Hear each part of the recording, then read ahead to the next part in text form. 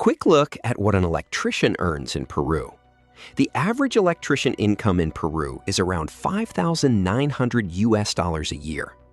That average electrician pay drops to $5,100 after tax, which leaves you with roughly $425 a month in take-home pay.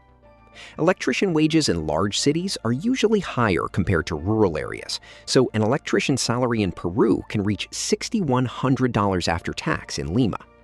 Even though earnings outside Lima are usually lower, the lower cost of living often offsets that difference. Entry-level workers start well below this level, but income goes up quickly during the first few years before it plateaus unless you move into supervision. On top of that, having a university degree creates a clear gap in pay, so getting higher education helps you move into better positions like electrical engineer or project manager.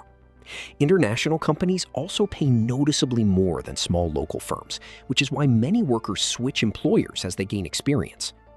Asking how much does an electrician make in Peru really depends on these key factors.